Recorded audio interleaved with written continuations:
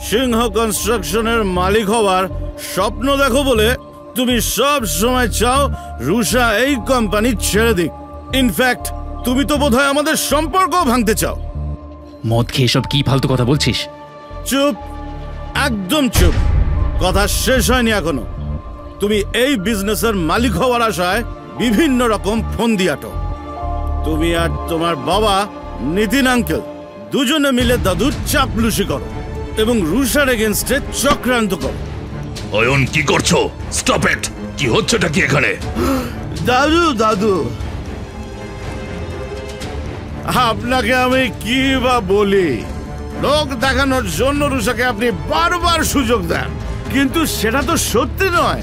আপনি মন থেকে সৌর্যকে বেশি ভালোবাসেন, তাই আপনার কাছে রুষা সব সময় ভুল আর সৌর্য সব সময় ঠিক। You are disgusting.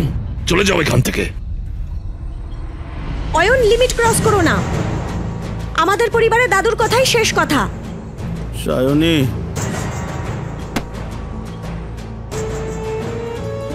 তোমাকেই মিস করছিলাম। আমি জানি তোমরা দুজনে প্ল্যান করে আমাকে জবরদস্তি ড্রিঙ্ক করিয়েছো, যাতে আমাকে তোমরা অপমান করে বিপদে ফেলতে পারো, তাই না?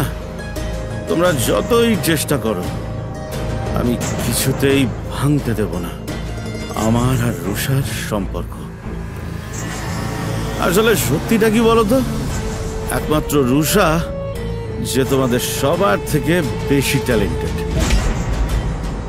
সূর্য, রুষা তোমাদের সবাইকে এত ভালোবাসে, তোমাদের খেয়াল রাখে, তাও তোমরা ওর সঙ্গেই দলাদলিটা করো।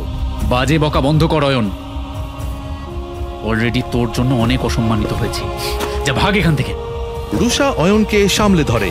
তুই আগেও রুষার যোগ্য ছিলি না, এখনো নেই। লুজার। আজ তোরা দুজনে নির্লজ্জতার সব লিমিট ক্রস করে গিয়েছিস। কাউকে অপমান করার জন্য যে তোরা এত দূর যাবি আমি কখনো ভাবিনি। আজকের পর অয়নকে কিছু বলার আগে মনে রাখবি, অয়ন ইজ মাই হাজবেন্ড। হাজার চেষ্টা করলেও তোরা ওর ক্ষতি করতে পারবি না। নেক্সট টাইম ওর সঙ্গে খারাপ ব্যবহার করার আগে মনে রাখিস, আমি কিন্তু তোদের ছাড়বো না। চলো অয়ন।